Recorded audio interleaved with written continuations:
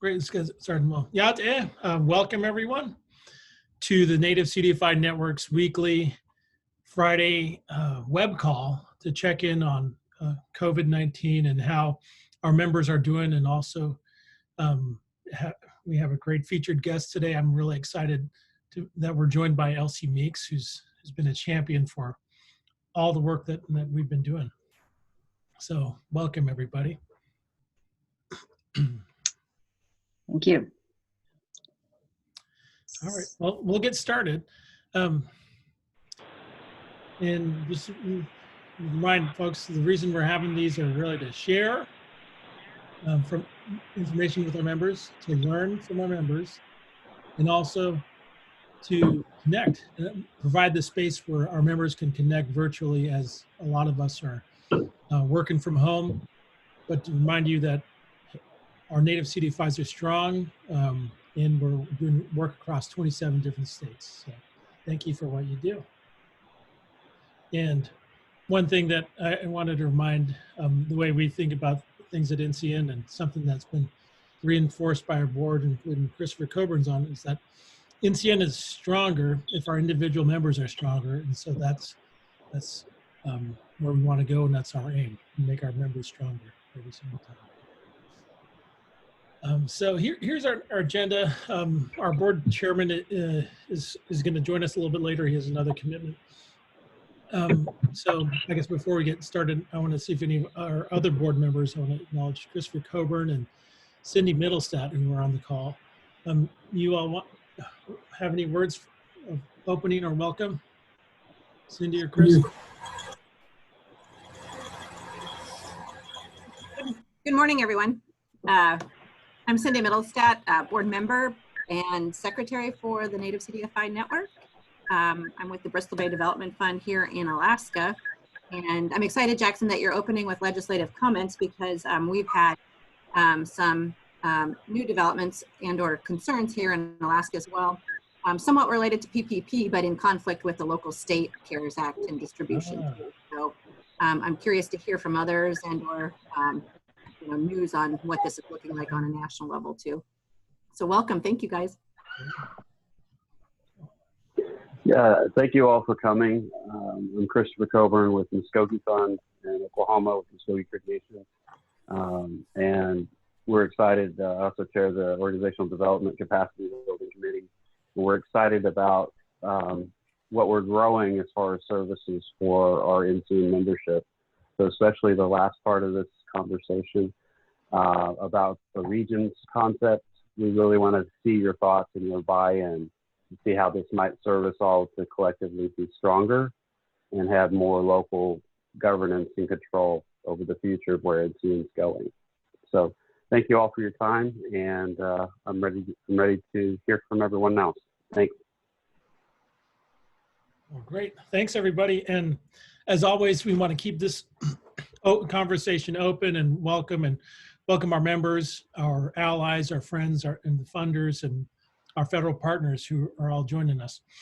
And at any time, you feel free to raise your hand or even jump into discussion where it makes sense. And so, again, we want to be open. Here's our agenda today. We want to begin with just an acknowledgement, like we did last week, that we are in challenging times, not only because of the challenges that many of our communities are facing with COVID, but also the challenges that many of our communities are facing with regards to disproportionate contact with police and violence against members of minority communities, including African American communities. And so that has a great impact on us, and want to acknowledge that. And then we'll start with our legislative update and administrative update. And then really the fun stuff is going to be listening to Elsie Meeks and learning more. And then, as Christopher Coburn noted, we want to finish our discussion that we started we really started in April about regions and how we can best serve our members. So with that, briefly, some of these points have been made in our previous emails, and in our last meeting, but wanted to remind folks again, there was a PPP update bill that passed the Congress about a week and a half ago. The president signed it. It does a number of things, but we outline them here. Notably, it allows for more non-payroll expenses to be forgiven, extends the repayment time period if the loan is not forgiven, and allows for additional flexibility for reduced full-time employees. So if the business that you all, or I guess that has the loan, has been impacted by COVID and maybe might not be the same business moving forward. So I think a lot of these are in your email. Wanted to flag them. The other thing we wanted to flag is the final deadline for PPP Small Business Administration approvals is June 30th. So that's fast approaching. And we know that a lot of lenders have their own internal deadlines before then.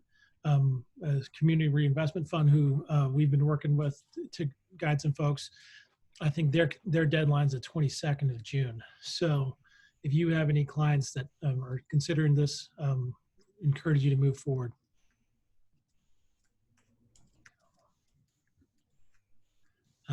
Also a reminder, so the appropriation season is moving forward.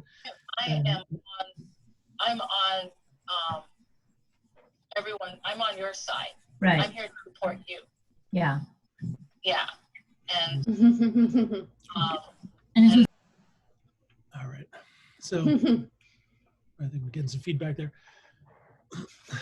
But the House Appropriations Financial Services Committee plans to intends to mark up their bills in early July.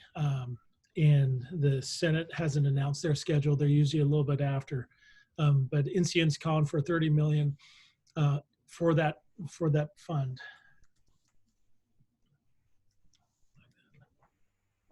And a couple administrative updates really quickly. I think most folks saw that the CDFI fund is calling for comments for CDFI equity investments. This is, I guess, is something that I think we at NCN would like to look a little closer at.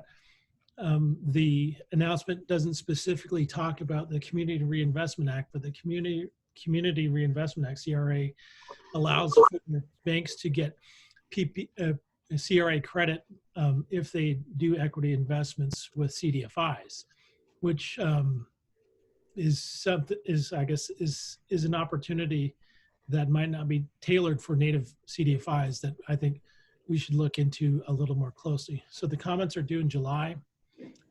One other thing we wanted to flag was that CDFIs funds release their data on applications, and there's roughly about twice as many, I guess, or there's a demand for twice as much funding as the NACA program currently has.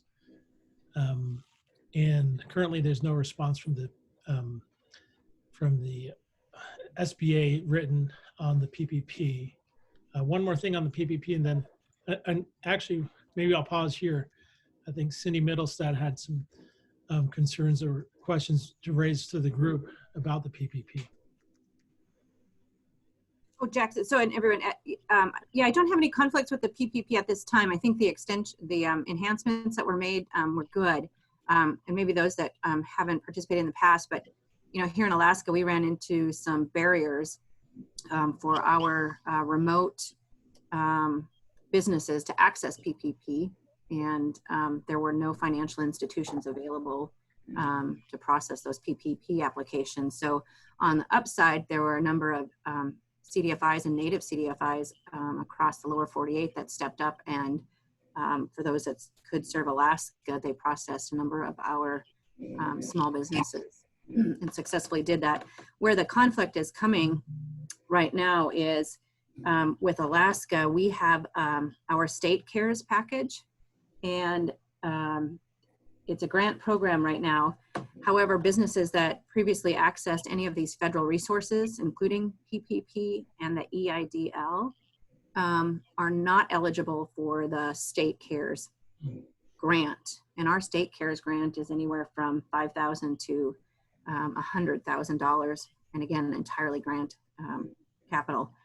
And there's some concern that those that may have accessed the PPP and received nominal amounts, around 1,000 for the very small businesses, that sum isn't adequate enough. And we're calling on our own state legislators to reconsider the eligibility for the state CARES package. But we do know, I want to say anecdotally, we did a SNAP poll that many of our businesses in rural areas, specifically Bristol Bay, and for those that aren't aware, but when I say rural in Alaska, our communities are only accessible by plane, and goods are brought in by barge. It's very, very difficult for our small businesses to access these programs. So we're just at that point. There's this rub between businesses that need to access the state CARES package and not having great success. There's something like a number that even 11 out of 1,000 applicants have been approved for our state grant program. Wow. So those most in need are still unserved. I think that really ties into a lot of what we're, maybe some of what we're going to talk about with our region, NCN regions, and how hopefully at a regional level, CDFIs can organize and react quickly and engage in different policy areas. And I think obviously you have the funding through the CARES Act. It's important for Native CDFIs to advocate and make sure that we have a seat at the table there. I think as we noted last week, tribes are getting some CARES Act funding. And while that is an area that some of our members are looking at to provide grants to their small businesses, we should also be looking at the state. And I know that in Oregon, AT&I Financial Services has a great relationship there, and they're able to work at a state level to provide some small grants. So I think, yeah, engagement at every level of government is important right now.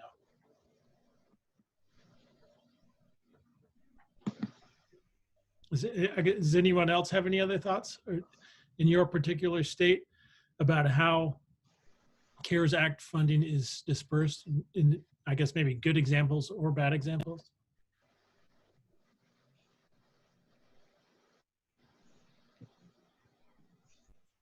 Okay. All right. We'll continue moving forward. Here's a letter we highlighted last week that was really fresh, hot off the press last week. But I want to acknowledge our members who helped get us here. We had a bipartisan group of the members of the House, you see them here, who signed on to a letter calling on the Treasury and the SBA to ensure that Natives, or all CDFIs, are eligible to receive the PPP, and really calling out the SBA for misinterpreting. So this is a great group, really led by the Arizona delegation, but also included folks like Sharice Davids, who joined us a couple weeks ago, and Deb Holland, Earl Blumenauer from Oregon, Kendra Horn from Oklahoma, and Tom Cole from Oklahoma. So want to thank them. They haven't received a response, and unfortunately we haven't received a written response either. But we've sent a copy of this letter. If you're on our email list, I think we just sent a copy of this letter out. But if you want another copy, feel free to email me, and I'll get you a copy. And thanks again to our members who, I think, yeah, Dave Castillo sent letters to his members of Congress, and I know that the Native Partnership for Housing was really active on this as well.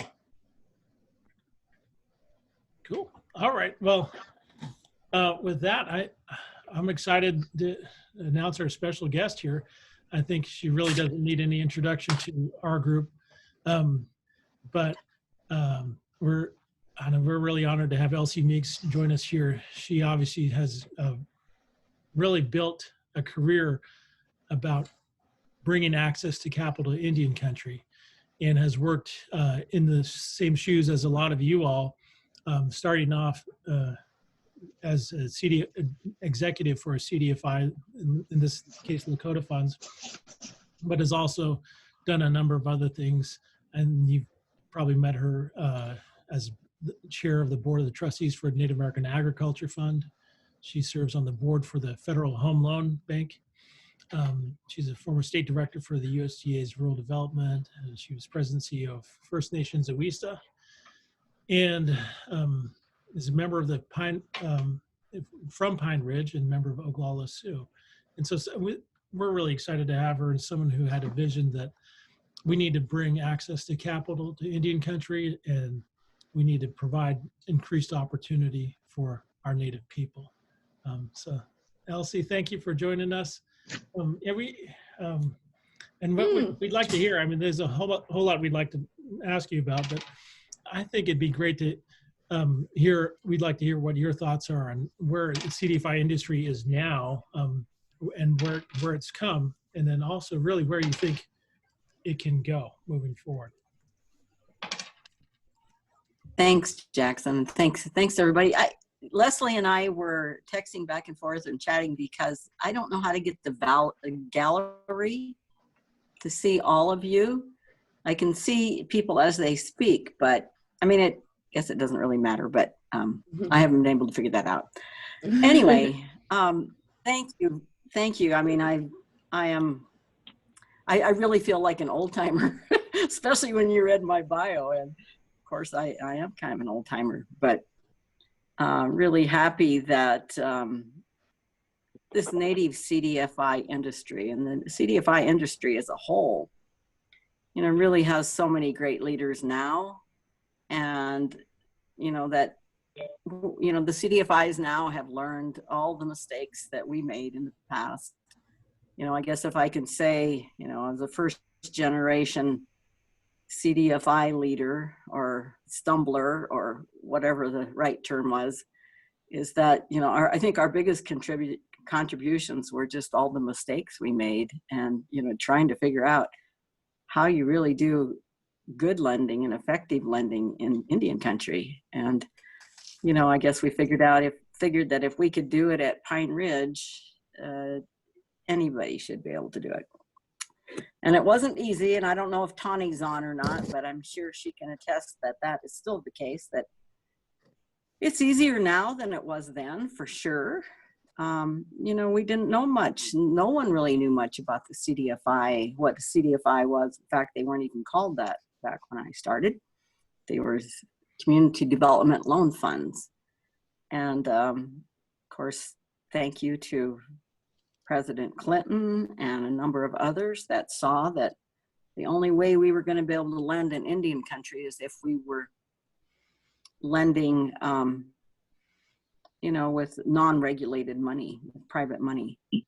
And so, you know, and even then it was really, really hard because so many of our people had never owned a business. Most of them never had a checking or savings account. So, you know, just kind of getting people down that road of some financial management literacy, you know, and for some reason, you know, we were very focused on getting capital out.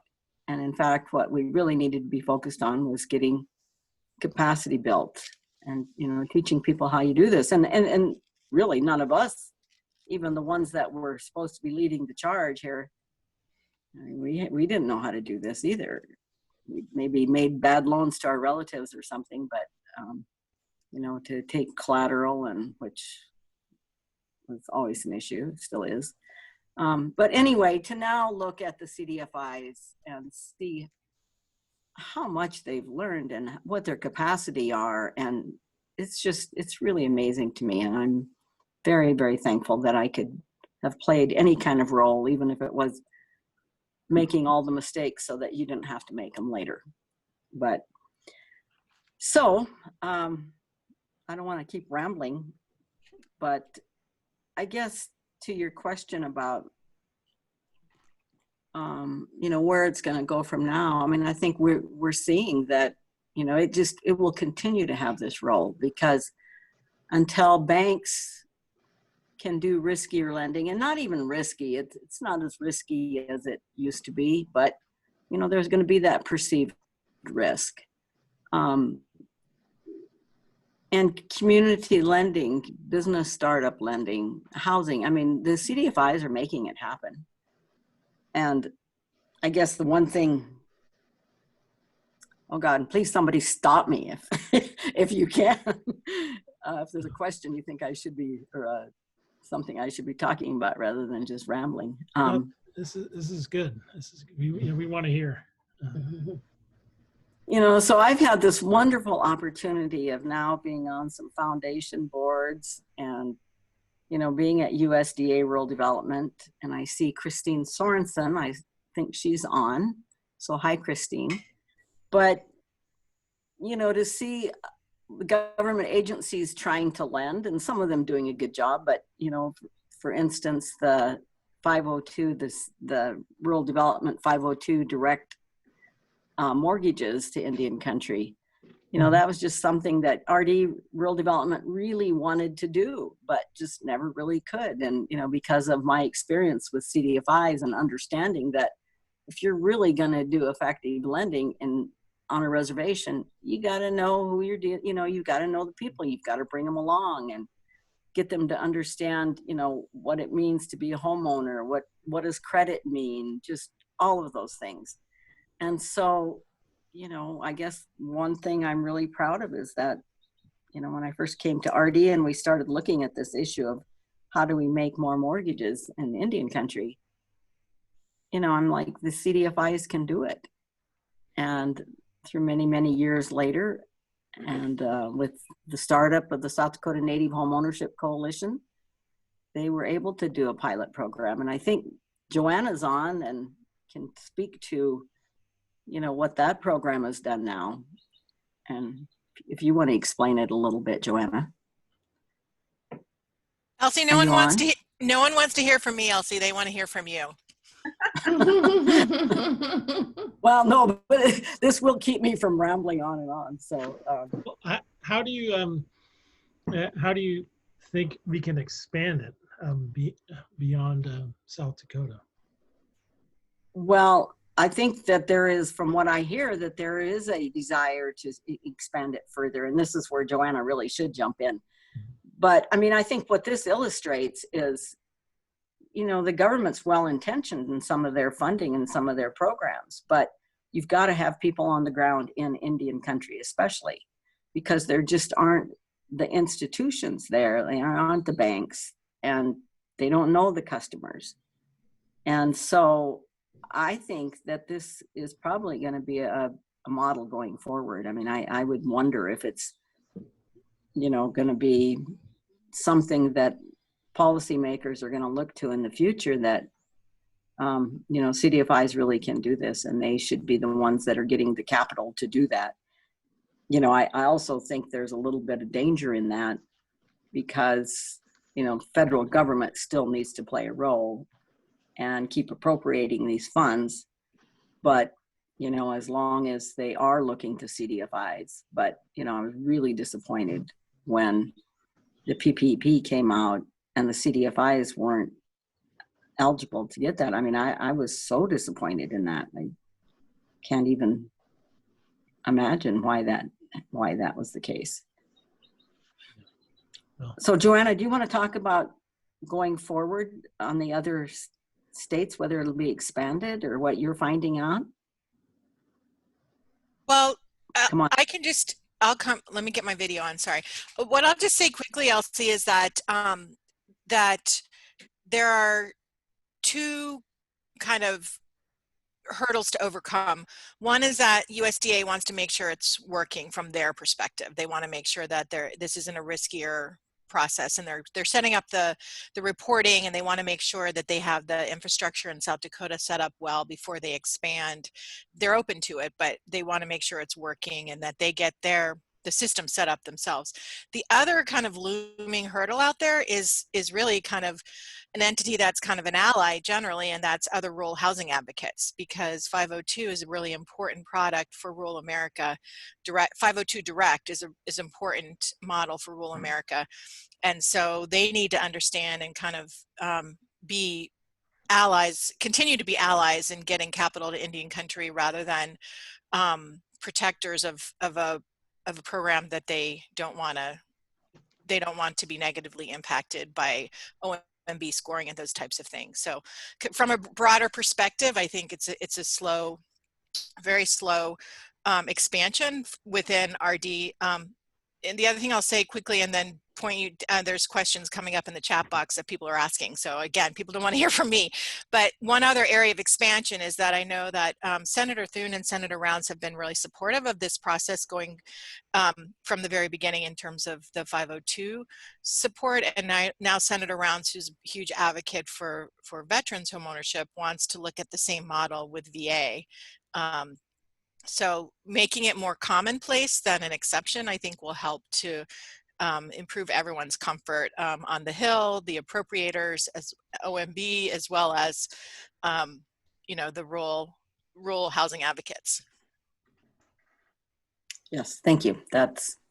So I think, Jackson, to your question about, if that will be expanded to other states, I think it'll still take some work to do it, but I think it is entirely possible. And I think especially, the housing advocates, I understand them not wanting to change some of those programs, but if they're not able to get those mortgages out in Indian country, and the CDFIs are the only ones that can. And I look at, at some of the other programs. I mean, Lakota Fund's been doing the FSA guaranteed ag loans, and, making loans that, I guess the customary lenders in FSA were afraid to make, and been doing very well at them, and, able to work with those clients. So I think that, we're just going to have that. I think that's going to really help.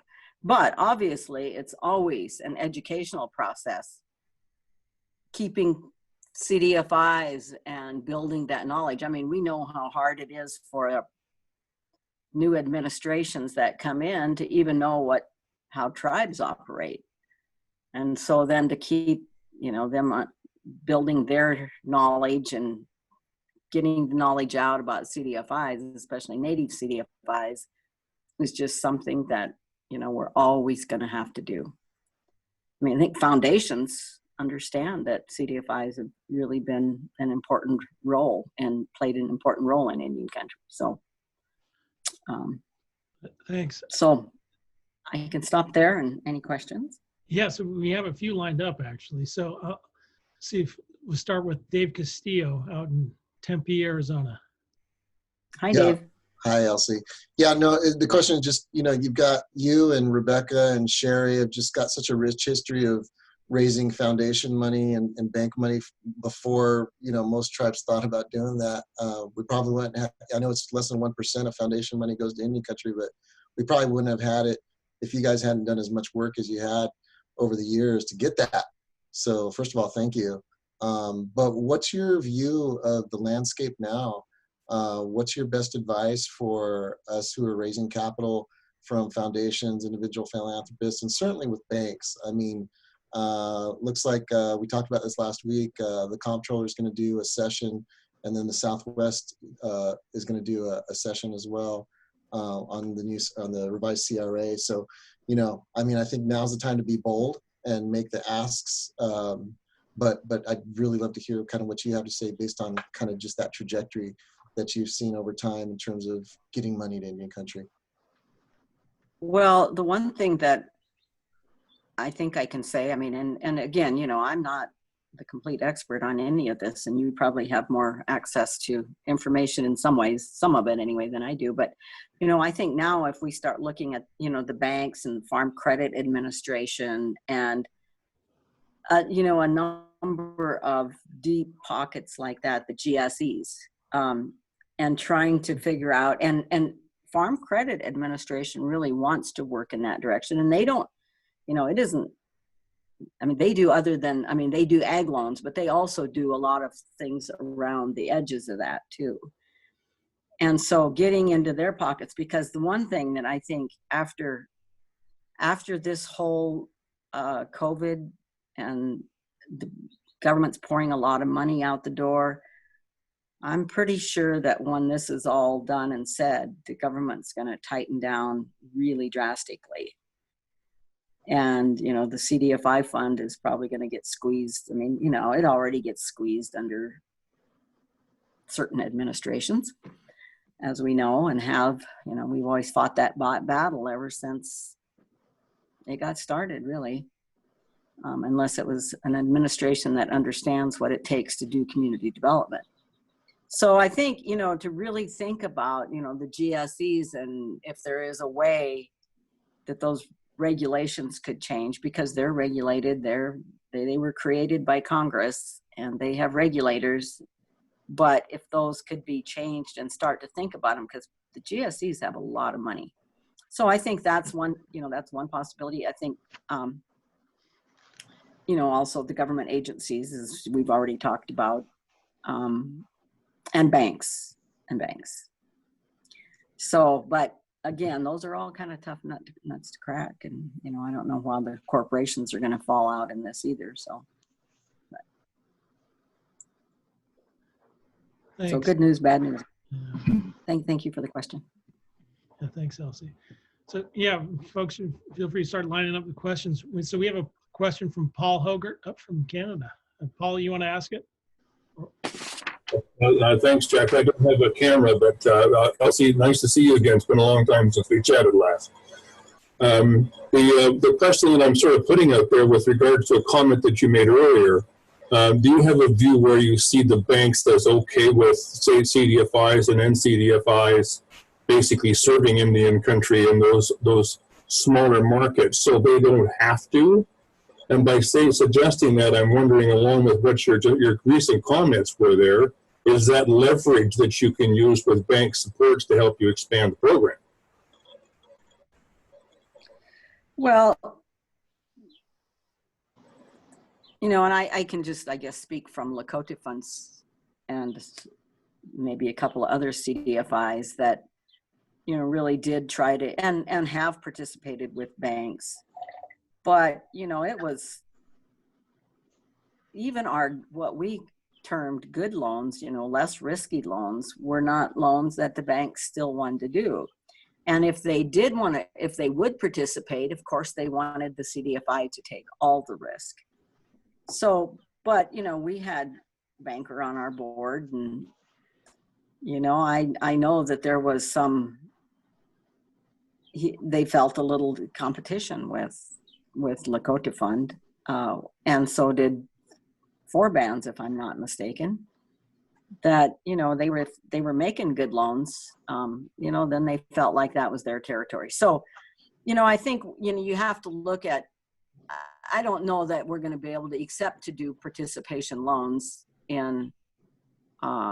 at the local level as much as looking at some of the national banks and how we really get into them. And there's already these efforts going on, as you all know. But I don't know that I answered your question, but it's where my mind went. Thanks, Elsie. Great. So we've been joined by our board chairman, Pete Upton, too. So, but yeah, right now we want to open up for any questions for Elsie while we have her on with us today. And you're always welcome to join us every Friday if you can make it, Elsie, too. Yeah. No, lots of good friends here, and some names that I've known for a long time, or people that I've known for a long time, and haven't exactly been in the CDFI business, but so I'm glad to see all those names. And I think OFN has a great leader now. I think she is really going to move this industry as a whole forward, and I'm very supportive of her. I think continuing looking at all the needs in Indian country, and of course now I'm with the Native American Ag Fund on their board, and as I think we don't need to think about agricultural loans as being just livestock production or commodity, corn and wheat and all that, but to really think about that in terms of, what are those subsidiary businesses or those ancillary businesses that help an ag community. So it could be equipment, selling equipment or repairing equipment, and all these things that reservation businesses could well do. So even down to putting together fence fixing crews or branding crews or horseshoeing, or there's a lot of businesses, if you think about it, that really tag along with ag. And so I think that's one thing the CDFIs, should really be thinking about, and how they start introducing those concepts into their community if they're not already there. When we started Lakota Fund, people didn't even know they could be in business, and we had to really kind of go out and sell it that, look, you really can be in business, and it ain't easy. And, it was a lot of struggles. Business is hard no matter what, but I just think the CDFIs, that's another niche we should think about, the kind of the ancillary businesses that come along with ag. So we've talked about that a lot at the Native American Ag Fund. Hey, Jackson, I don't want to take time from the network, but I have a couple things to add. Oh no, there's Ted. Great. Ted promised he wouldn't. Go right ahead, Ted. Yep. I said I emailed Elsie and was teasing that I was going to heckle her, but I'm going to do the opposite. But I'll start first about the pilot, and two things. One, I'm on these calls for a number of reasons. One, because I'm a friend to Native CDFIs and the Native CDFI network. Two, to Elsie's point, I want to stay as grounded as I can in the needs of Native CDFIs. So if there's ever a time you want me to log off because I'm a government employee and you don't want to have a USDA person on, just let me know. But when it comes to the pilot specifically, we are very excited about it. One of the challenges within federal agencies that Elsie and Joanna know about is the statutory authority. So we didn't have the statutory authority to do what we did in South Dakota. We created a pilot where I think we'll prove that it was efficient, and the more that our statutes align us to work through intermediaries when it comes through to our housing programs, we have that authority on the business side of things, the business and community development side, and many Native CDFIs are users of IRP and rural business development grant programs, which we can do more of. But know that the statutory sort of regime is always a challenge for us. So know that you have a friend at USDA, and you can always reach out to me formally or informally, the individual members or through the network, because we want to be responsive to the needs on the ground, which is why I've been on these calls. Secondly, I just think a lot of us have been personally and professionally moved by Elsie. So I wanted just to offer my deepest gratitude for her graciousness to me, her kindness to me, her guidance to me in my career, because I'm sure she's touched hundreds, thousands of people in similar ways, but know that I'll always have her in my heart and very much appreciate her as a person, as a professional. Well, Ted, thank you so much. And I wasn't always nice to you. I used to call him out at meetings all the time because he was with rural development and they weren't doing 502s like I thought they should be. But Ted means what he says, and he has always been this huge help. If he needed a sounding board, he told us the truth. He knows where all bodies are buried at USDA, and he's just been a great advocate for us, always on the side. Christine Sorensen's on with USDA, her likewise. She has always been a big help, and her heart is in the community. So, thank you for that, Ted. And thank you, Elsie. And that reminds me, at our last annual meeting, we talked about, we created a policy priority list, and that includes making sure that the 502 program moves beyond pilot and is instituted nationally. So that's something that NCN's been in record supporting for sure. Hey, Jackson, this is Pete. I don't know if I have a question, but maybe just more comments. First of all, having Elsie on the call today is an honor, and Jackson and I will get together a lot of times and just brainstorm on what the next topic is going to be.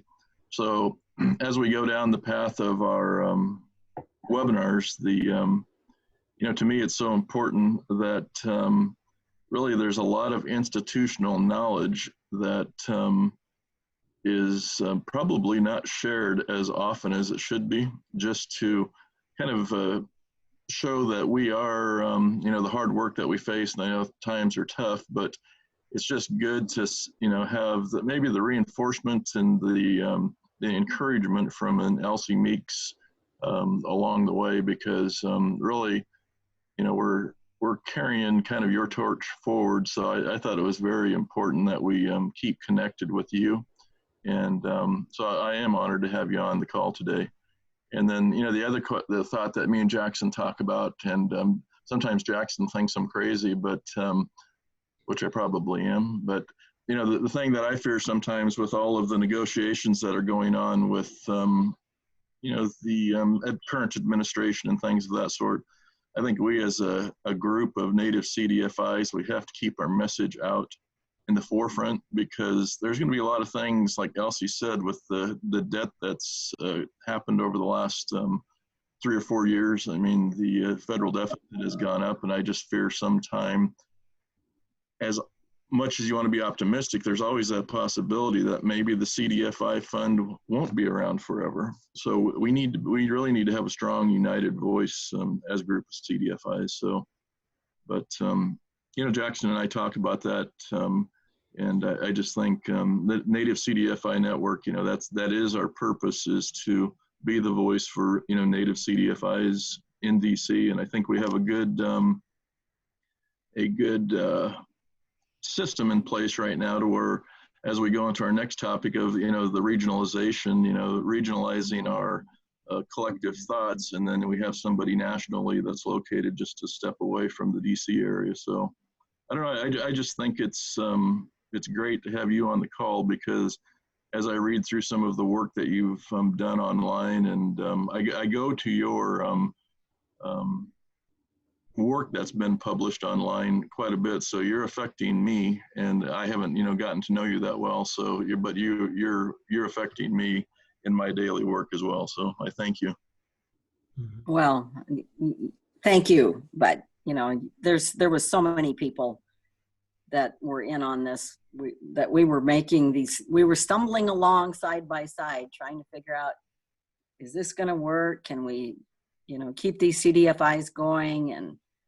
And it was tough going, but the thing that's really encouraging me, and I'm really thankful for NCN also, but somehow the CDFIs have continued on and continued to grow in the communities. I look now at Pine Ridge, and I remember when we first started, gosh, people didn't even have a checking account, and it was just, and people would come in and they didn't really think that they had a viable business, but they wanted a loan.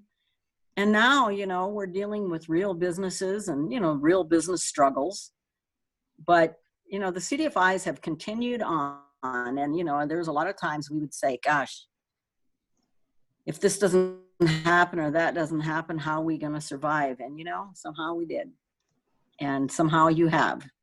And, I think you have to continue to fight for the CDFI fund, no matter what, though. I mean, that's very important. But make sure that you have strong balance sheets, that you have enough equity in your balance sheets that'll carry you forward when, times are tough. I think that is really, really important.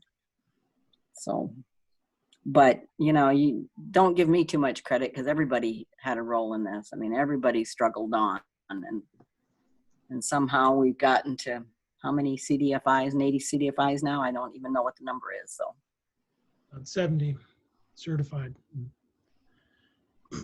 That's really amazing. So, well, Elsie, we really appreciate you joining us today. The time's really flown by. It's really flown by, but we have to cover one more topic. But yeah, I want to echo what Pete said.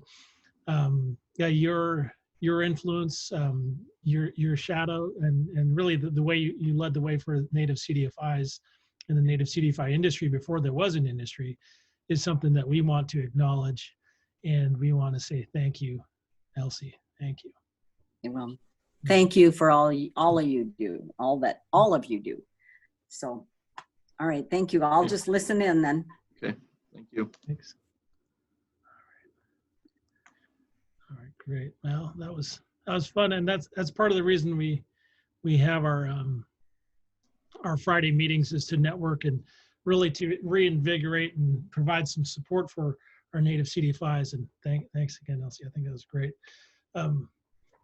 So yeah, our last topic we wanted to cover today, we started to get to last week, was an initiative that the NCN board and myself have been working on, creating regions for the native CDFI network, really for multiple reasons, but also piggybacking off of a lot of the successful work that's already been done in certain regions, including our friends from the Northwest Native Lending Network and our friends out in the Great Plains area. So just as a reminder, so here are a few, is some background from a slide we did back in April 10th with a couple different maps. And then also the map in the middle is something that OESA's recently put out. But obviously we think there's need and there's opportunity, and it'd be a really great idea to have NCN regions so that we can operate more nimbly and respond. And so here's the map that we shared last week.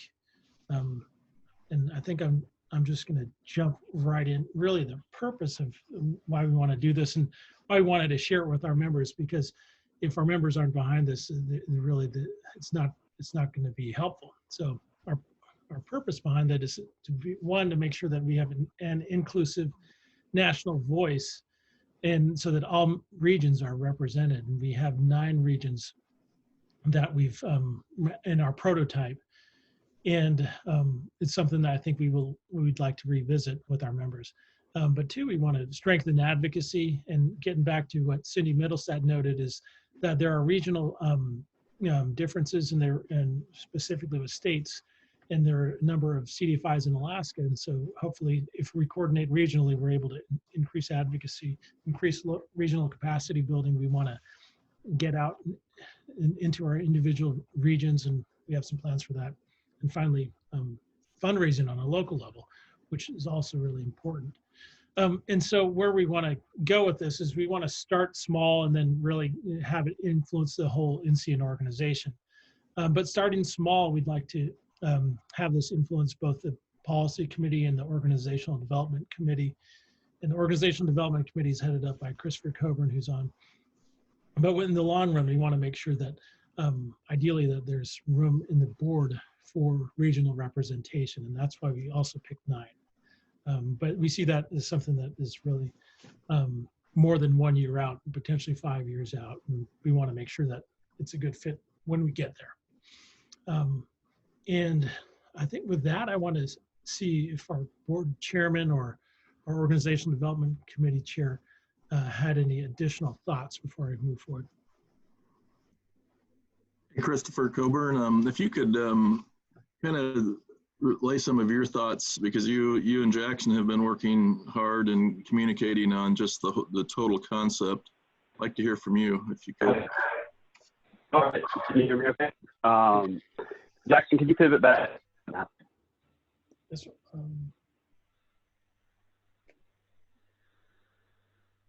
I think you might be on mute. Mute. Oh, now you're unmuted. Yeah.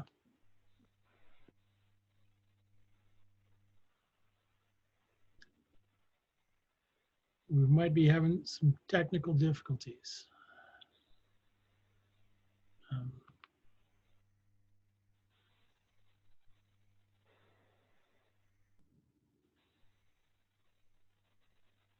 Yep. Yeah. Broadband in Indian country. I think their DOI has some grants for broadband in Indian country that are coming due soon. Yeah, I guess it's good.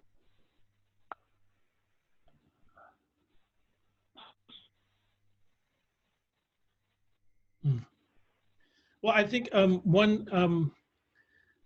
just jump ahead to a slide that Christopher and I talked about is, okay, shoot.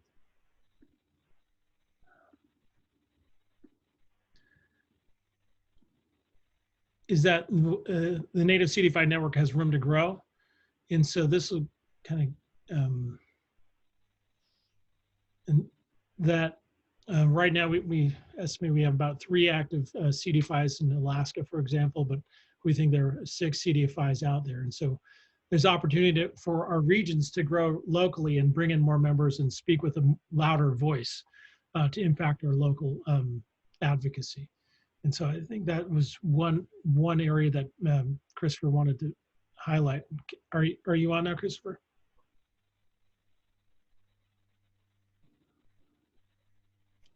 Oh, hey, Jackson, this is Pete. You know what, one of the things that Christopher just texted me was just the whole concept behind this regionalization is to have a more stronger, powerful voice at the local level, which kind of filters up to the tribal, the state, and onto the national level. And one of the things that our membership told us last year is that they really wanted to have more of a local voice of what's affecting them locally. And so the regionalization is just a strong, more than anything, creating a strong voice for advocacy and local funding opportunities that can be regionalized. And what we want to do is reach out to each region that we have identified there and also get a feedback from the membership to make sure that we as an NCN board of directors have gotten the regions placed together as our membership wants, because it's kind of like a lava lamp, but there's so many different models out there that we can form this thing to look like. But more than anything, it's each section of the country geographically, their geographic challenges are different. All the way from California or from Oklahoma to California, there's just a wide range of geographic challenges, and then also political environment within each one of the communities that we serve. So it's a challenge no matter what way you look at it. So if we could get feedback, whether through an email to Jackson or whether, if anyone on the phone today has some comments, it would be great. What your thoughts are of the regions that the board of directors has come up with for the NCN regionalization. So if anyone has, pros and cons, that would be great. Does anybody think that like all the regions that we hit it right on point, or could there be some changes?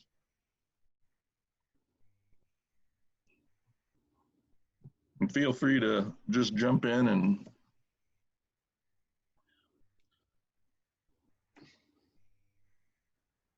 Jackson, could you put that map back up there? There you go.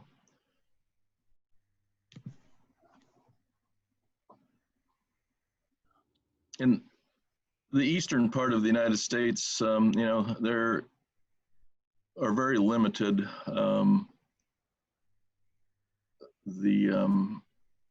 What are there, 3 or 4 in the eastern part from the Mississippi River east?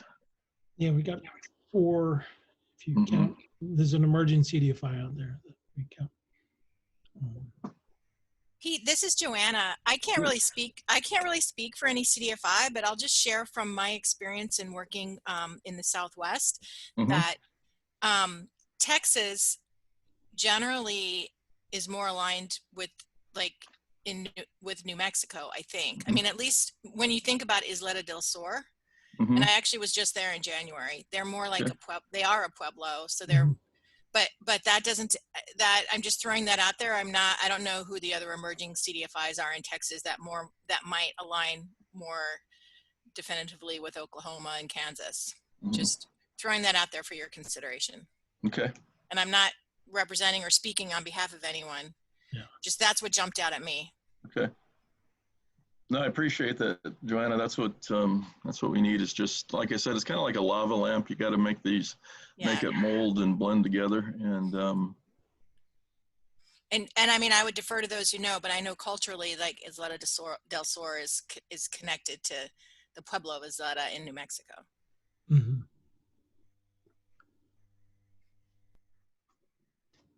Joanne, I think that, yeah, you're right there. Yeah, Tiwa. So I hadn't thought about that. I think when we did that, I know that some of the Oklahoma CDFIs lend in Texas to some of their members, I think. So. And I guess that'd be the next question, Jackson, is, reaching out to, Amber, David Castile, Cindy Logston and Christopher in each region, Cindy Middlestead up in Alaska, is the next step for us to do is to maybe develop a grassroots movement on the ground floor in each one of these regions to really start the organization. Because what we want is and the purpose behind it is we want each region to, whether you want to call it a delegate but just nominate one person to be in charge of their region so that they can, on a regional basis, have regional meetings. David Castile, I'm just throwing your name out there, David, not nominate you or anything, but David could organize, the group of CDFIs out there and start the regional pods, the regional talk, and the regional voice on the ground. And then from there, and that goes for capacity building, and that also goes for advocacy. So then, from there, David comes to the national level at our policy meetings and saying, hey, this is what we need, this is what we want. So it comes back to more of a collective voice coming from one region. And then that's the plan, is to have our policy committee made up of one member from each region. And then the same thing with our capacity building, have one person from each region representing the capacity building efforts of NCN, so that we're not missing the ball. Because a lot of times, like I told Jackson, we can build it, and the question is, will they come? So what we want is, we want our membership to really build the programs they want, and then we deliver. And then eventually, like Jackson said, 2, 3, 4, 5 years down the road, the board of directors will also be made up by these regions that we have outlined, so that there's representation equally distributed throughout the United States when it comes to how NCN moves forward. So it's really a strategic, long-range strategic plan. And so in a nutshell, that's, we really want our policy committee made up of each region, capacity building, and then the data collection made up of each region. So we want to get our membership more involved and have membership have a very strong voice in everything that we do.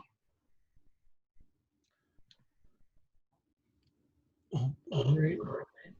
I think we're coming up on the end of the hour, and we definitely, like Chairman Upton said, we definitely want our input from our members on moving this forward, so that it best serves our folks, and bringing it back to kind of what we said a bit earlier, that yeah, NCN's stronger if our individual members are stronger. So that's where we want to go. Hey, Jackson, I'd be interested to know kind of what Christopher's been working on the organizational development front, because I think that would really help us figure out what happens at the regional level, right? Like if the regions can depend on NCN, the mothership, to, flow, to be the point person on policy in DC, but also flow funding down. Maybe, we all work to get more funding for NCN, knowing that, it'll do A, B, and C, and that at the regional level, we really need to be focused on, D, E, and F, or X, Y, and Z, whatever. Just kind of thinking about how NCI works on their regional, approach. NEIHC, I'm on the HAC board. It's a national organization. And sometimes kind of the regional thing, it really, I think it works a lot better if the mothership is strong and well funded. NeighborWorks is another example of how they have affiliates throughout the country. And I've heard a lot of gripes out of there too. If you kind of got to snap to attention and give them exactly what they want, or else you get cut off. I'm not saying that's what we would do, but there's that tendency for the main organization to kind of have a command and control function that the affiliates end up feeling like they're just kind of the stepchildren. So yeah, I'm really interested. I know Christopher doesn't have audio right now, but be interested to see kind of where that's going and how we can mutually support each other with the purpose of growing NCN's influence on the Hill there for our collective interests, and then how we can support at the regional level. And obviously the big thing coming up right now is the OCC in the Southwest meeting in the National. So that'll give us something to organize around, definitely out here in the Southwest. Thanks. Can you remind us when that meeting is, and then we'll wrap things up? Yeah, they haven't said yet. I guess they're waiting for the comptroller to make a decision on when he wants to do the national before the Southwest region. They specifically said we don't want to step on his toes. Let him dictate kind of how that's going to go down, then we'll follow. So. Oh, great. All right. Well, yeah, we've gone over the hour. I'll read Christopher's comment real quick. He said we're going over grant options, and that's something that, well, I guess we've been real active on the regions and trying to build the regions and build a strong message for the regions moving forward. So, but then, yeah, it's we're over the hour. Appreciate everybody's time. It's great to have Elsie Meeks join us. And I'm not sure, I think she might have had to jump off, but thanks again, Elsie, if you're still on. You've been a great, really pioneer and leader for Indian country, not just CDFIs, but Indian country. So thanks. All right, Pete, you want to say anything before we sign off? No, I just appreciate everybody joining. And then, I think the big thing is the PPP will keep everybody informed on that. And any other policy issues that you're facing locally, be sure to either email Jackson or myself on, and we'll make sure it gets to the forefront. But I appreciate everybody's time. And Dave, you look good without that beard. Thanks. Thanks. Oh, Dave Toby. I didn't know if anybody noticed. Yeah. They were starting to call me Grandpa Santa. Yeah. All right. Well, thank you. All right. Good job, you guys. Have a great weekend. Right. See ya. Bye-bye. Oh, did someone have a